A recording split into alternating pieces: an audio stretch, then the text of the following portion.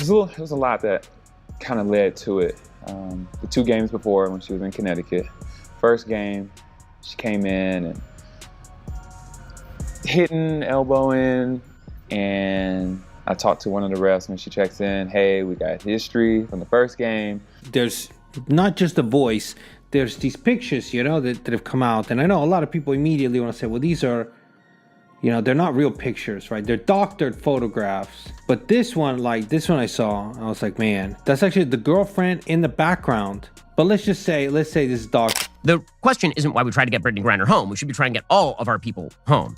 Again, that would have included the hundreds or if not thousands of people we left behind in Afghanistan when we turned the place over to the Taliban in cowardly fashion. But I'm glad that Brittney Griner is home. The question is why we traded one of the world's most notorious arms dealers for a WNBA player. That seems like a really crappy trade. What if I told you the WNBA just landed one of its wildest controversies yet? A doctor, a clipboard, and Brittney Griner are suddenly at the center of a story packed with questions, speculation, and unexpected twists. And trust me, this isn't your ordinary basketball drama. The internet is buzzing, the theories are flying, and the latest claims have everyone asking what's really going on. So buckle up, because this story is about to get seriously intense. Let's dive into the madness. Before we actually go, I just wanted to continue on with that. We had to end our SiriusXM show. We said goodbye to Anna, but I just have a couple of other thoughts. We've talked a lot on this show about the dangers to women. The basketball players from that school, Lowell in Massachusetts, who were injured when that trans player, a boy pretending to be a girl, hurt them with the KIPP Academy. Remember that? We've talked about the girl, the field hockey player in Massachusetts who got her teeth knocked out and severe facial injuries from playing against a biological boy. We've talked at length about Peyton McNabb. There have been many other situations. And that's reason enough. Just the obvious risk of putting your girl up against a post-pubescent boy. Dave Chappelle, the noted comedian, said, what if LeBron James, essentially, I'm paraphrasing here, what if LeBron James had decided to transition to being a woman? Mm-hmm. He'd average 800 points a game. Right, Who's going to stop him? That's what he brought up. He said, so we think that we're being fair. We think that we're being okay with our thinking, but we're not taking it into total consideration in terms of how it really, really registers with us. And so when somebody like you comes along and you're very, very passionate about it and you're going at folks for okaying this stuff, they want to attack you. And I'm sitting there saying to myself, you can't find something better to do? I mean, listen, Megyn Kelly's on a game, but you certainly ain't gonna win this argument because we're watching and we see, who couldn't see that you were right? It was people who didn't want to see. Just like that, Brittney Griner went from WNBA superstar to the unexpected MVP of the internet's conspiracy circus. The hardwood is still the same, but suddenly the basketball drama has been replaced by wild theories, viral speculation, and claims spreading faster than a fast break. Apparently, someone with a stethoscope and way too much time on their hands decided the story wasn't just about Griner dominating defenders, it was about questioning everything they thought they knew. But is there actually anything behind the rumors, or is this just another internet-fueled controversy spiraling out of control? Brittney Griner is, in fact, a man. One of the videos that give us cause to say that is this video. It is from her Instagram stories from years and years ago. And when it comes to Instagram, they use a combination of AI detection and plus manual surveyors to make sure that no explicit content ends up on the platform. So clearly whatever AI detection system was used when Brittney posted this and it stayed up for 106 weeks was not like, oh, this is a female chest, we have to take this down. Oftentimes, if breast cancer runs in a family, women will preemptively get double mastectomy. Because when a superstar athlete stands out on the court, the internet can turn the smallest detail into a full-blown conspiracy. Suddenly, memes become evidence, rumors start spreading, and social media detectives think they've cracked a mystery that was never theirs to solve. Then comes the alleged doctor, the clipboard, the mysterious credentials, and a story that claims to reveal something the WNBA never put on a stat sheet. But what's actually behind the sensational claims? That's where this controversy takes another unexpected turn. She had a press conference, and they asked her, and it was like, what do you think about, transgenders participating in women's sports? And she said she was an advocate for it. She believed that they should be able to participate in women's sports. Then I believe she should have been in a male prison in Russia then. That's what I said. If she believed transgender women, then she should have been in a male prison in Russia. Then transgender women that want to be men should go. Now transgender men who want to be women.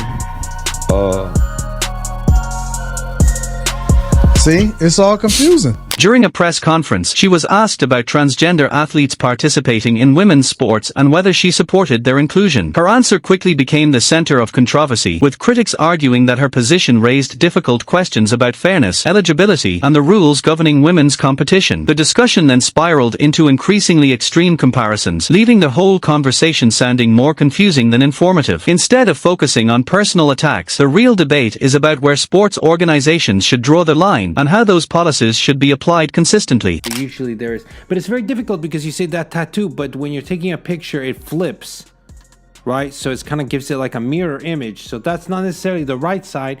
That's his left side, right? So there wouldn't be a tattoo. So you got to take these into account.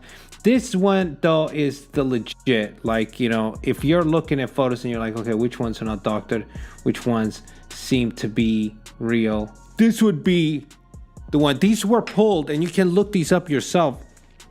They have like these Wayback Machines for Instagram that save photos.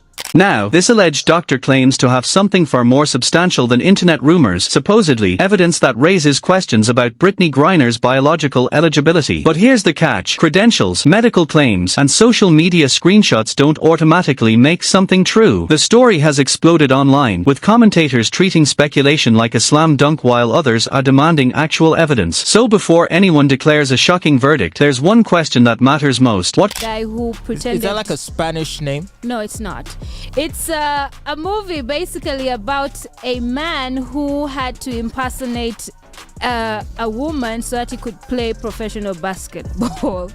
Ah, okay. Kind of Yeah. like a Mrs. Doubtfire. Kind of, but, exactly. Kind of like a Big Mama's house type of thing. But there's, funny enough, I mean, you mention it as a movie, but there's a lot of that going on where now men are pretending to be women to play in women's sports leagues. Isn't that just ironic? Because, you know, recently a video clip of Brittney Griner has been going viral. Yeah, where she says that it's unfair that transgender women can't play professional sports. And almost everyone, to the last person in the comments, is saying, yo, this is a dude. At this point, every slow motion replay of a Brittney Griner rebound feels less like basketball and more like an episode of Scooby-Doo. The internet is suddenly determined to unmask her, turning every physical feature into supposed evidence while random commentators play detective from behind a keyboard. Somehow, an MD credential is being treated like a backstage pass to the latest online gender controversy. And because apparently basketball alone isn't dramatic enough, the conversation has spiraled into amateur genetics, endocrinology, and endless Reddit theories. Look at the jawline, someone shouts. Listen to the laugh, another insists, as if height, voice, or appearance could determine someone's sex. Then come the charts, measurements, and alleged hormone analysis, claims that sound scientific but still require credible evidence. Suddenly, shoulder width, hand size, and even shoe size are being treated like clues in a mystery novel. Before long, apparently being tall means you're not a woman but a Marvel villain in sneakers. The absurdity would be funny if people weren't treating speculation like scientific fact. Widespread speculation for a while now, but it's really kind of come to a head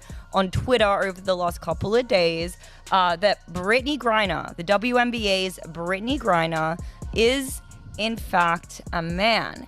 And where a lot of this actually surfaced from, and I mean, you guys could probably say like, yo, isn't it obvious? Like her voice, you know, there's a lot of things that you can kind of look towards. And somehow, the WNBA is sitting in the middle of all this chaos like a nervous parent at a parent-teacher conference. We just wanted to play basketball, they could practically whisper, while the internet turns Brittney Griner into the unwilling centerpiece of a massive biological debate she never asked for. You'd think someone had discovered a secret archive in the locker room, judging by how intensely strangers are dissecting her personal life. But let's be honest, if this were really about science, the evidence wouldn't be coming from dramatic TikToks, anonymous posts, and suspiciously cinematic edits. Instead, social media detectives are turning appearance, athletic ability, and random screenshots into supposed proof. At this point, it's less medical investigation and more gender detection by vibes, with their vibes wearing a lab coat from Party City. And imagine the absurdity if every game became a courtroom-style investigation instead of a basketball matchup. Coaches calling timeouts to debate internet rumors, commentators analyzing conspiracy theories instead of box scores, and every post-game interview turning into another round of speculation. The whole thing has gone completely off the rails. I'm ready to get there. I'm ready to just learn from her.